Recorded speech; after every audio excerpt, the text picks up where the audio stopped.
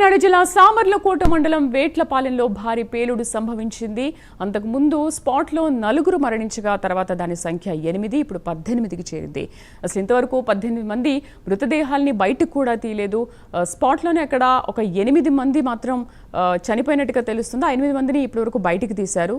మళ్ళీ చూస్తే 18 మంది మృతి చెందినట్టుగా తెలుస్తోంది. సో వాళ్ళ కాళ్ళు, చేతులు, మెడకాయలు ఎక్కడికక్కడ తెగిపోయినట్టుగా తెలుస్తుంది. అంటే దాన్ని బట్టి చూసుకుంటే అక్కడ ఎంతటి భారీ అగ్ని ప్రమాదం చోటు చేసుకుందో మనం అంచనా వేసుకోవచ్చు. పంట పొలాల మధ్య అండ్ మనం విజువల్స్లో అక్కడ చూస్తున్నాము. ఒక అంబులెన్స్ కూడా వెళ్లే దారి లేని ప్లేస్లో వాళ్ళు పెట్టుకున్నారు. అంటే పర్మిషన్ ఉందో లేదో దాని గురించి వివరాలు మళ్ళీ మనం తెలుసుకుందాం. మా ఇన్పుట్ ఎడిటర్ నరసింహారావు అందిస్తారు. నరసింహారావు, ఏంటి మనం విజువల్స్లో చూస్తున్నాము, ఒక అంబులెన్స్ వెళ్లే దారి కూడా అక్కడ సరిగ్గా కనిపించట్లేదు. పంట పొలాల మధ్య ఒక షెడ్ వేసుకొని బాణాసంచా కేంద్రాన్ని పెట్టుకున్నారు. మరి దీని ఇలాంటి వాటికి అసలు పర్మిషన్ ఉంటుందా లేదా పర్మిషన్ ఇస్తుందా పోనీ? ఫస్ట్ మనం మన ప్రైమ్ లైన్ ప్రేక్షకులకు ఒక విషయం క్లారిటీగా చెప్పే ప్రయత్నం చేస్తున్నాం. ప్రమాదంలో దాదాపు 18 మంది మరణించారు. ఇది ప్రాథమికంగా అందుతున్న సమాచారం. దీనికి సంబంధించి అధికారికంగా కాసేపట్లో ప్రకటన చేస్తామని అధికారులు చెప్తున్నప్పటికీ మనకు అందుతున్న గ్రౌండ్ లెవెల్ నుంచి మన ప్రతినిధులు కానీ మన రిపోర్టర్స్ అందిస్తున్న సమాచారం ప్రకారం 18 మంది మరణించినట్టుగా ప్రస్తుతం ప్రాథమికంగా సమాచారం అవుతుంది. సంఖ్య ఇంకొంత పెరిగే అవకాశమే ఉంటుంది కానీ ప్రస్తుతం పరిస్థితి అంత దారుణంగా ఉన్నట్టుగానే మనకు కనిపిస్తుంది. మనం విజువల్ లో చూస్తున్నాము శరీర భాగాలు ఎలా అందుకోసమే మృతుల సంఖ్యకు సంబంధించినంత వరకు కొంత కన్ఫ్యూజన్ కావడానికి ప్రధాన కారణము ఒకటి గుర్తు కూడా పట్టని రీతిలో ప్రస్తుతం ఈ ప్రమాదం జరిగింది కనుక ఎగ్జాక్ట్ గా ఎంతమంది చనిపోయారనే దానికి సంబంధించి అధికారులు ప్రాథమికంగా ఒక అంచనా రావడానికి కొంత టైం పడుతున్నట్టుగా మనకు కనిపిస్తుంది. కానీ గ్రౌండ్ లెవెల్లో అక్కడ పనిచేసే వాళ్ళు కానీ మొదటిగా ఫస్ట్ గా బ్లాస్ట్ జరిగిన తర్వాత ఫస్ట్ అక్కడికి వెళ్ళిన ఐ విట్నెసెస్ ఎవరైతే ఉన్నారో వాళ్ళ నుంచి మనకు అందుతున్న సమాచారం ప్రకారం అయితే ఖచ్చితంగా మేమే 10 నుంచి 15 బాడీస్ ని మేమే బయటికి తీసుకొచ్చామని చెప్పేసి వాళ్ళు చెప్తున్నారంటే కొంచెం సంఖ్య పెరిగే అవకాశం ఉన్నట్టుగానే తెలుస్తుంది. ఇది ప్రాథమికంగా అందిన సమాచారం ప్రకారం మాత్రం 18 మంది మరణించినట్టుగా తెలుస్తుంది. ఇక మీరు అన్నట్టుగా ఈ సేఫ్టీకి సంబంధించినంత వరకు ఖచ్చితంగా సేఫ్టీలు ఏముండాలంటే అంబులెన్స్ అనేది ఆ ప్రాంతానికి ఈజీగా చేరే విధంగా రోడ్డు ఉండాలనేది నిబంధనలో ఉంటుంది. ప్రతి ఇలాంటి ఫైర్ క్రాకర్ తయారు చేసే సంస్థల వద్ద కానీ కంపెనీల వద్ద కానీ లేకపోతే ఏదైనా కార్యాలయం వద్ద ఖచ్చితంగా అంబులెన్స్ కానీ లేకపోతే ఫైర్ సేఫ్టీకి సంబంధించినంత వరకు అవి ఖచ్చితంగా వచ్చే రకంగా ఏర్పాట్లు ఉండాలి. అవి ఈజీగా లొకేషన్ కి చేరుకునే ఆ రకంగా ఉంటుందని చెప్పేసి ఖచ్చితంగా నిబంధనలు ఉన్నప్పటికీ అవి ఏవి ఇక్కడ పాటించట్లేదు అన్నట్టుగానే కనిపిస్తుంది. అంటే కింది స్థాయిలో ఉన్న నిర్లక్ష్యం, కింది స్థాయి అధికారుల నిర్లక్ష్యం అని మనం పదే చెప్పే ప్రయత్నం ఎందుకు చేస్తున్నామంటే పై స్థాయి కన్నా ఎక్కువ కింది స్థాయిలో అనేక లోపాలు ఉన్నట్టుగా మనకు కనిపిస్తుంది. అధికారులు ఏ రకంగా తనిఖీలు చేస్తున్నారు, రెగ్యులర్ గా తనిఖీలు చేస్తున్నారా, వారానికి 15 రోజులకు ఒకసారి ఎక్కడైతే ఇవి తయారు చేస్తారో అక్కడికి వెళ్ళాలని చెప్పేసి నిబంధనలు కూడా ఉన్నాయి. వాటి వేటిని కూడా వీళ్ళు పాటించట్లేదు. వెళ్లకుండానే అక్కడికి వెళ్ళినట్టుగా కొంత నోట్ చేసేసుకొని సర్టిఫై చేసే పరిస్థితి కూడా కొన్ని చోట్ల మనకు కనిపిస్తుంది. చాలా చోట్ల ఈ రకమైన పరిస్థితి ఉన్నట్టుగా కనిపిస్తుంది. కానీ ఇక్కడ ఈ ప్రాంతానికి సంబంధించినంత వరకు మనం విజువల్ చూసినా అక్కడున్న పరిస్థితిని చూస్తే ఏ రకంగా ఇక్కడ అనుమతి ఇచ్చారు, ఇచ్చినప్పటికీ కూడా ఒకవేళ ఏదైనా ప్రమాదం జరిగితే ఎవరు ఆ ప్రాంతానికి వెంటనే చేరుకునే రకమైన పరిస్థితి ఏదైనా ఉందా? అలాంటి పరిస్థితి అంబులెన్సే కాదు, అదేవిధంగా ఫైర్ సర్వీసెస్ సంబంధించిన వాహనాలు కూడా అంటే ఏ రకంగా రావాలి?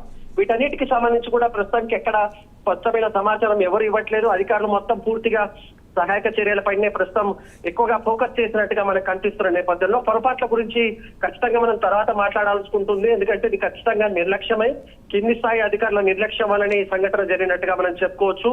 నిబంధనలు పాటించరు, కేవలం స్థానికంగా ఉన్న అధికారులు నిర్లక్ష్యము, వాళ్ళు ఏమాత్రం పట్టించుకోకుండా తనిఖీలు నిర్వహించకుండా ఆ సంస్థకు సంబంధించి కానీ ఆ ప్రతినిధులతో కానీ అక్కడ పనిచేస్తున్న కార్మికులకు సంబంధించిన ఏ రకమైన సెక్యూరిటీ ఉంటుంది, వాళ్ళ భద్రత నిజానికి ఇక్కడ పనిచేస్తున్నట్టుగా గుర్తింపు కూడా పెద్దగా లేదన్నట్టుగా మనకు ఒక సమాచారం ఇప్పుడే అందుతుంది. అంటే అక్కడ పనిచేసే కార్మికులకు సంబంధించి కూడా ఒక గుర్తింపు అనేది ఒకటి ఉండాలి. దానికి సంబంధించి కూడా ఏ రకమైన డీటెయిల్స్ కూడా సరిగ్గా కొంత లిమిటెడ్ గా తెలుస్తుంది. ఎందుకంటే ఏదైనా ఇలాంటి కంపెనీ ఉంది మ్యానుఫ్యాక్చర్ చేసేవాళ్ళు కానీ లేకపోతే తయారు చేసేవాళ్ళు ఫైర్ సేఫ్టీకి సంబంధించి కానీ వేరే ఇలాంటి ఫైర్ క్రాకర్స్ తయారు చేసేవాళ్ళు కూడా వీటికి సంబంధించి ఒక ఖచ్చితంగా ఒక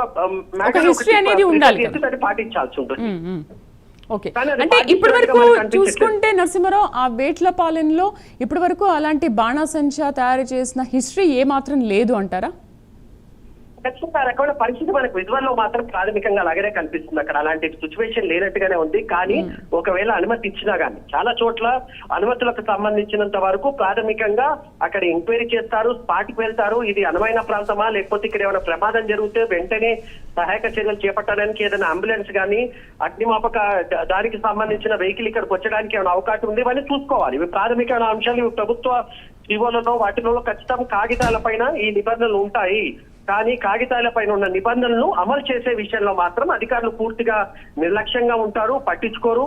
కంపెనీ వాళ్ళు కూడా ఎవరైతే వాటిని నిర్వహిస్తారో వాళ్ళు కూడా తక్కువ జీతానికి తక్కువ వాటి కొరకు అక్కడ పనిచేసే వాళ్ళని తీసుకొస్తారు. వాళ్ళకు భద్రతా చర్యలు తీసుకోరు. వాళ్ళకి సంబంధించిన ఇతర వ్యవహారాలకు సంబంధించి ఏమాత్రం జాగ్రత్త తీసుకోరు. ఇప్పుడు ఇది సంఘటన జరిగింది, సంఖ్య ఎంత 18, 20 అన్నది దానికన్నా ముందు ఏంటంటే ఒకరు చనిపోయిన ఆ కుటుంబం అనాథ అవుతుంది. ఒకరు చనిపోయిన ఆ కుటుంబం మొత్తం రోడ్ పైకి వస్తుంది. ఆ ఒక్కరు చనిపోవడానికి కారణం ఎవరు? దీనికి సంబంధించి పూర్తి స్థాయిలో ప్రక్షాళన మాత్రం జరగాల్సిన అవసరం ఉంది. ఇది ఏ స్థాయిలో చేస్తుంది? ఇప్పుడు ప్రభుత్వానికి మొత్తం ఫోకస్ అంతా మనం అధికారులతో మాట్లాడినా లేకపోతే ఇంకెవరితో మాట్లాడినా ఇది పూర్తి స్థాయిలో ప్రస్తుతానికి మేము ఫోకస్ అంతా అక్కడ చేస్తున్నామని చెప్పారు. ఖచ్చితంగా దీనిపైన విచారణ చేసిన తర్వాత లోపాలు ఎక్కడ ఉన్నాయి, ఎవరిని శిక్షించాలి, ఎవరిపైన యాక్షన్ తీసుకోవాలనే అంశానికి సంబంధించి మాత్రం ఖచ్చితంగా యాక్షన్ ఉంటాయని చెప్పేసి అధికారులు అంటున్నారు.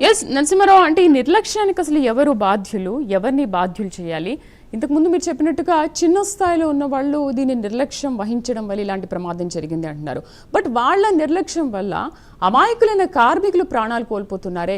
ఒక కార్మికుడు వాళ్ళ కుటుంబంలో ఆయన చనిపోతే ఎంత ఇబ్బందిగా ఉంటుంది, ఎంత బాధపడతారు. పోషించడానికి కూడా లేని మనుషులు వాళ్ళ ఇంట్లో లేరు అని అంటే వాళ్ళు ఎంత బాధకు గురవుతారు. మరి ఏంటి ఈ నిర్లక్ష్యానికి ఖరీదు ఎవరు కడతారు? ఇది అధికారుల నుంచి సమాధానం రావాల్సి ఉంది. ఇలాంటి సంఘటనలు జరిగినప్పుడు ఖచ్చితంగా ఇలాంటి సంఘటనలు జరిగిన వెంటనే ప్రభుత్వం యాక్షన్ తీసుకుంటామంటుంది, కొంతమంది సస్పెండ్ చేస్తా ఉంటుంది. భవిష్యత్తులో ఇలాంటి సంఘటనలు జరగకుండా జాగ్రత్తలు తీసుకుంటాం. ఇలాంటి కామెంట్స్ అన్ని స్థాయి నుంచి వస్తాయి. కానీ పొరపాట్లకు శాశ్వతంగా ఎక్కడో చోట్ల బ్రేక్ పడాలంటే ముఖ్యంగా ఈ ఫైర్ క్రాకర్స్ తయారు చేసేస్తాము ఏవైతే కంపెనీస్ అని చెప్పుకోవచ్చు, చిన్న చిన్న కుటీర పరిశ్రమలాగా ఉన్న వ్యక్తులకు సంబంధించినంత వరకు వాళ్ళు వాడుతున్న పదార్థాలు ఇక్కడ కీలకం.